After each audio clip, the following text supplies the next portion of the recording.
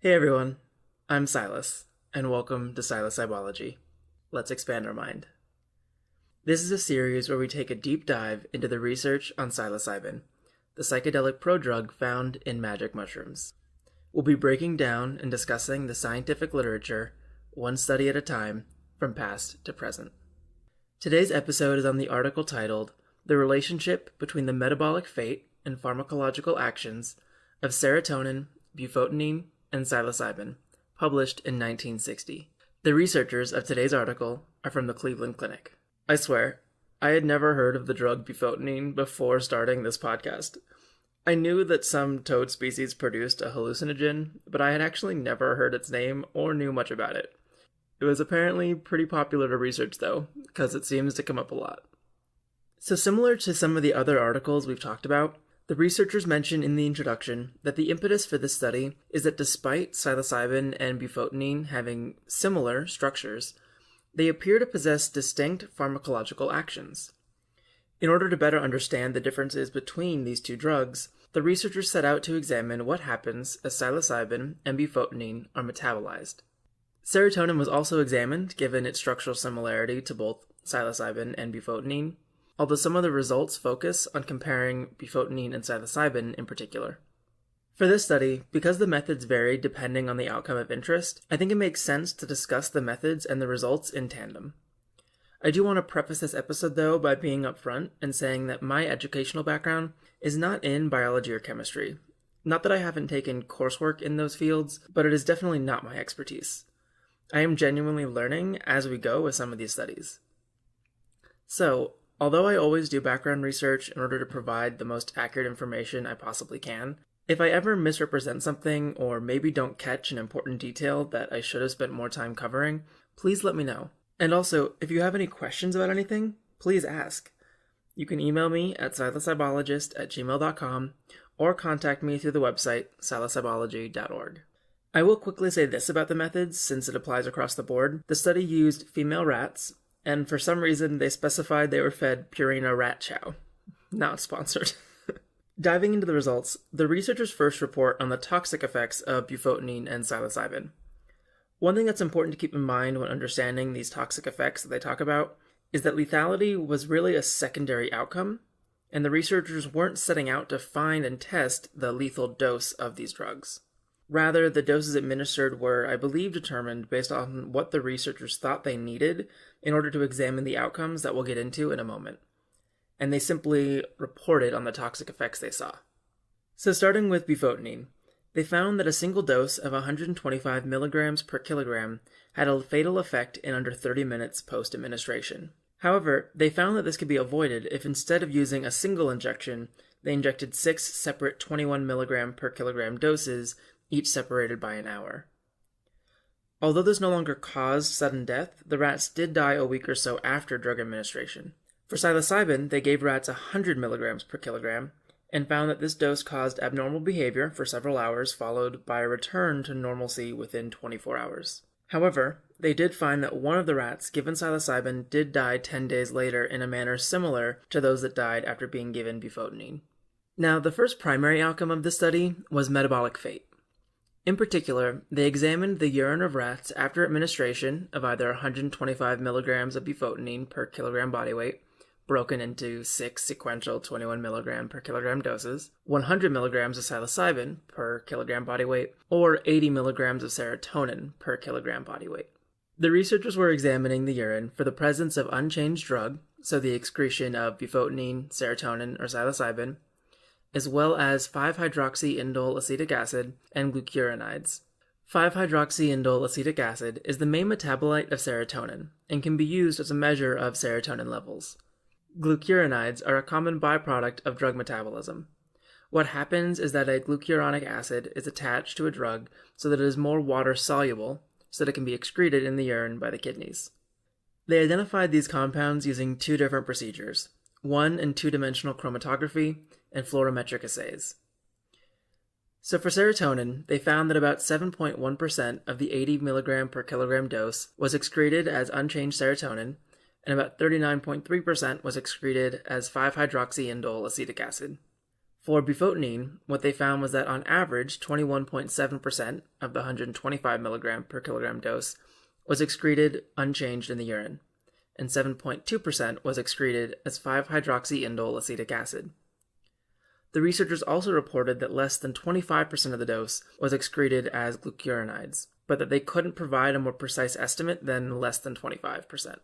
In doing a bit of brief background reading, another study in rats published in 1967 found that 6% of bufotenine was excreted unchanged, 15% was excreted as 5-hydroxyindole acetic acid, and 35% was excreted as a glucuronide. In a study with human volunteers, however, published in 1976, they found that 3.5% was excreted unchanged, and about 71% was excreted as 5-hydroxyindole acetic acid, indicating that the metabolic fate, at least for bufotenine, differs between rats and humans, particularly in how much is excreted as 5-hydroxyindole acetic acid. Although this is not at all relevant to the study at hand, the 2 additional studies I just referenced were published by what looks like a couple that got married between the publishing of the 2 papers. The 2 authors of the 1967 study were Elaine Sanders and Milton Bush, whereas 2 of the authors in the 1976 study were Elaine Sanders Bush, hyphenated, and Milton Bush. Returning from our brief departure, for psilocybin, the researchers found that 11% of the 100 mg per kilogram dose was excreted as unchanged psilocybin, trace amounts were excreted as 5-hydroxyindole acetic acid, and no more than 20% of the dose was excreted as a glucuronide. Again, the researchers said they could not provide a more precise estimate. Although they found only trace amounts of 5-hydroxyindole acetic acid, the researchers noted that the chromatography revealed an unidentified indole compound that was similar to 5-hydroxyindole acetic acid and which also contained a carboxyl group, which is when a carbon atom is double bound to an oxygen as well as a hydroxyl group, which you may recall from episode 3 contains an oxygen and hydrogen.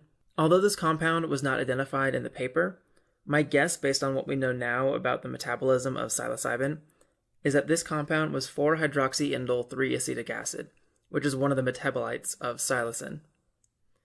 These results, or at least the result that only trace amounts of 5-hydroxyindole acetic acid was found in the urine of rats administered psilocybin, actually confirms what we know about the metabolism of psilocybin. Despite 5-hydroxyindole acetic acid being a metabolite of both serotonin and bufotenine, it is not a metabolite of psilocybin. Another quick note, to identify indole compounds, the researchers used Ehrlich's reagent, which changes color in the presence of compounds that contain the indole structure that is present in psilocybin. This is not a sponsorship, rather more of a PSA, but you can actually buy Ehrlich's reagent from dancesafe.org, along with other drug testing kits. These kits can be used to test drugs before taking them to make sure they are exactly what you think they are. They even have fentanyl test strips, which can detect the presence of fentanyl, a very potent synthetic opioid that is showing up in a lot of counterfeit drugs and can be life-threatening.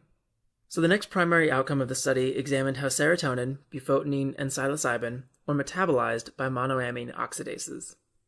Monoamine oxidases are a family of enzymes that are involved in the breakdown of monoamine neurotransmitters, such as dopamine and serotonin, and are also involved in the breakdown of many different drugs into their metabolites.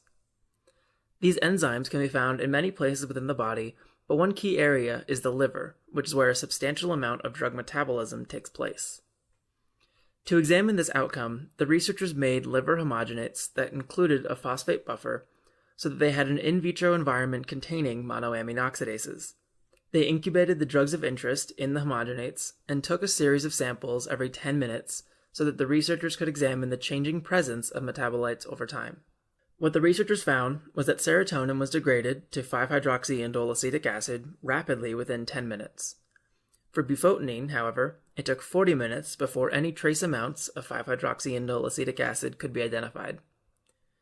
Even more surprising to the researchers was that psilocybin appeared unchanged, even after 2 hours of incubation. They concluded that monoamine oxidase could degrade bufotenine and serotonin, but had great difficulty degrading psilocybin. What the researchers may not have known at the time is that psilocin, the metabolite of psilocybin, is what gets degraded by monoamine oxidase.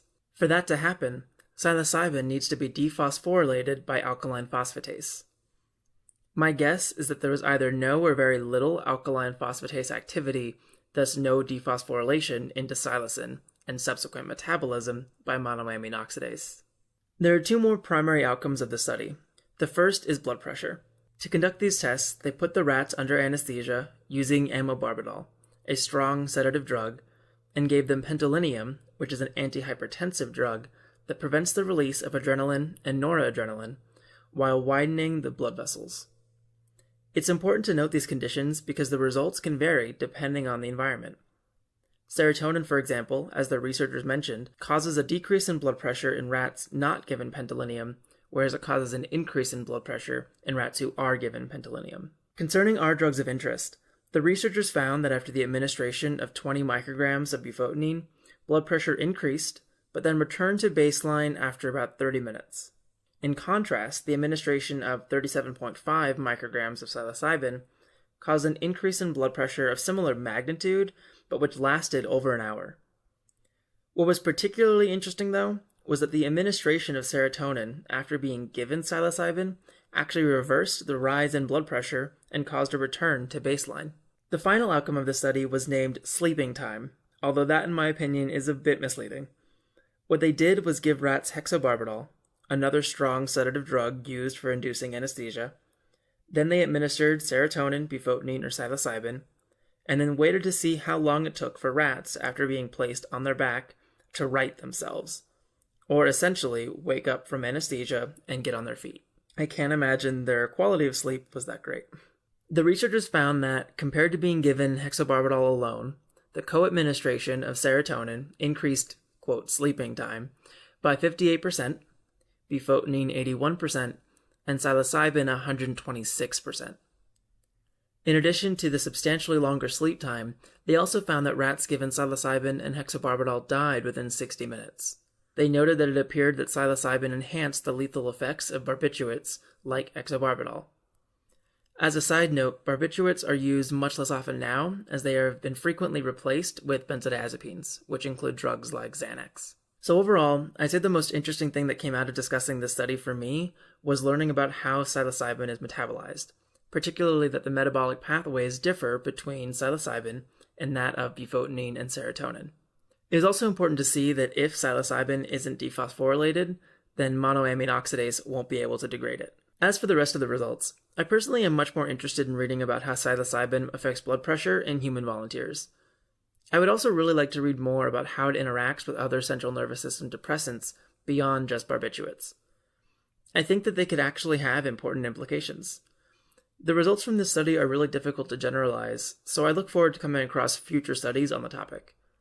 There's a paper we will come across down the road when we get into the 2000s, titled, quote, Hallucinogenic Drugs Attenuate the Subjective Response to Alcohol in Humans, which I am already excited about. Well, that's it for today. As always, I really hope you enjoyed the episode. If you have any questions, feedback, or ideas for the show, please let me know. You can find out all of the ways to reach me on the website, psilocybology.org, where you can also find the full transcript for each episode if interested. Thank you all for listening, and I'll talk to you next time.